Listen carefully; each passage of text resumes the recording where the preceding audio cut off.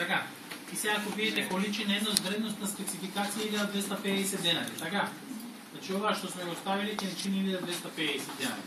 Го зачувуваме, можеме да речеме во состојба на оваа калкулација која што сте ставиле, може да се ставите тука 1250 денари цена. Океј? Значи може да ви се постави задача, цената е одредена во состојба на калкулацијата.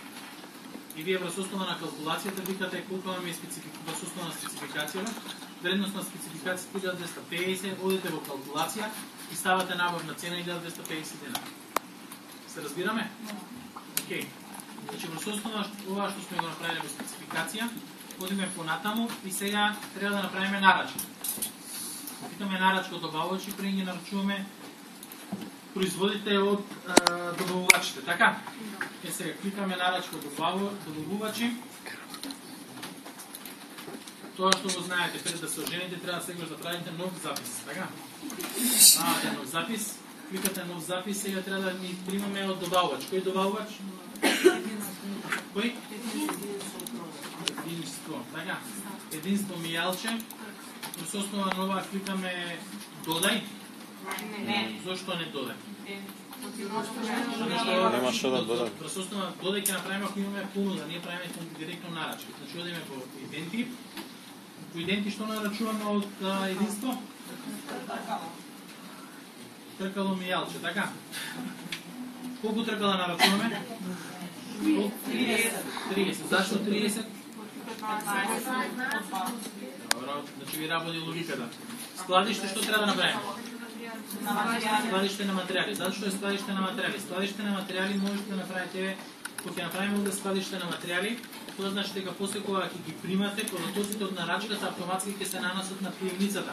И тоа ќе ви осигура дека нема да забравите за време на истото да го одредите магазинот и автоматски софтверот да ви го предодреди главно складиште како складиште кој што ќе примате материјали.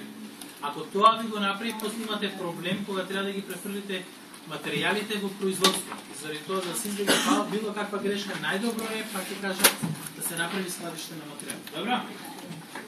Е сега, значи не е грешка. Вие ако тука заборавите да го направите складиште на материјали, кога ќе правите прием, таму ќе ставите складиште на материјали пред да дадете додај. Океј? Ја зачувуваме нарачката, следниот чекор на нарачката што правиме? Кликаме принт нарачка, така? Ја принтаме нарачката, еве ни нарачката која што имаме. И следниот чекор как правиме нова нарачка? Новата нарачка која што ни беше? Братство. Братство мијалче, што нарачуваме од него? Формило мијалче, колку нарачуваме од формилата? 15. Така.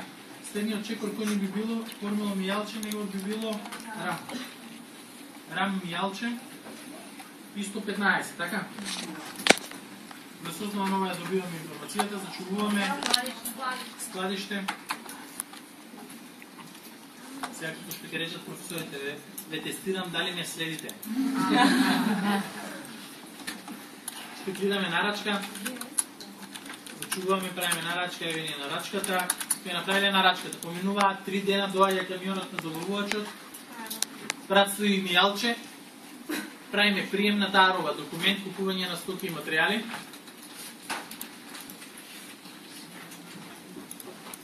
Правиме нов прием.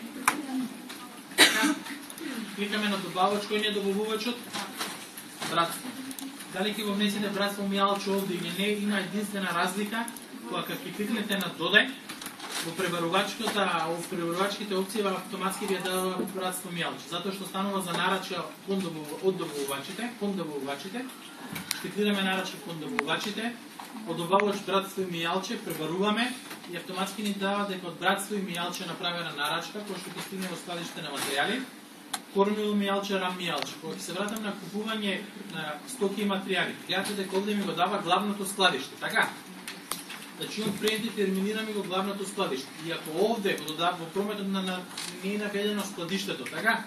Кога ќе направам прием, тој ќе ми ги прими во главно складиште. Али јас можам да го сменам главното складиште овде и да речам, овде не е складиште, главно складиште, него е складиште на материјали, така? Разбирате? Да. Значи, каде ја поправате грешката, не грешката, него ако се заборавите да ставите складиште во нарачката, тоа го поправате овде. Океј? Додавање на прометот и избираме дека сакаме целата нарачка да ја примиме, магазинерот гледа 15 треба да примеме, и избираме тие 15, на залик имаме моментално 0, кликнеме додади.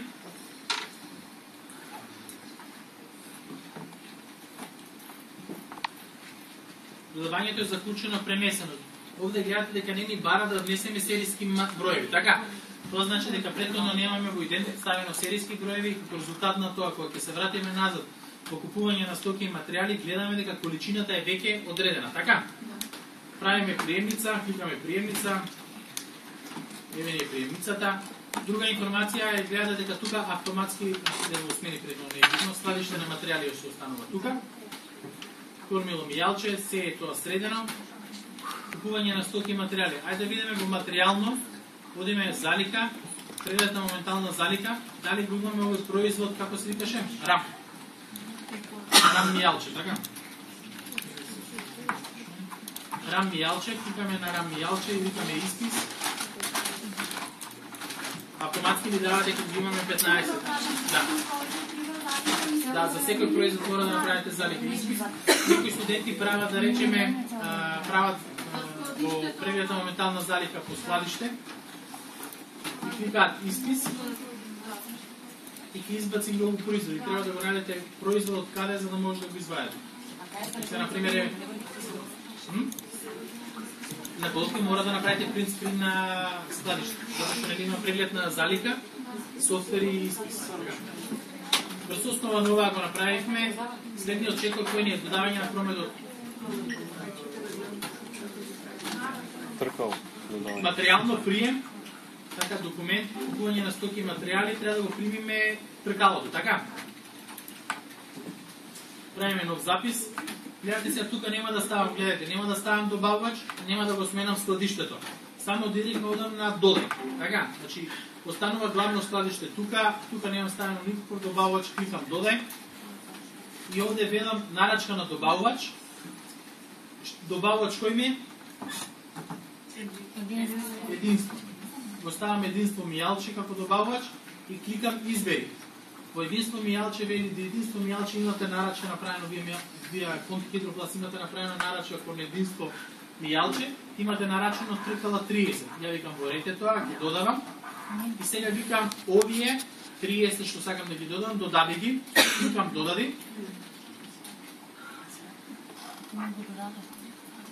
Додавањето заклучено пренесено додадете ги сериските броеви. Значи останува уште да се додадат сериските броеви.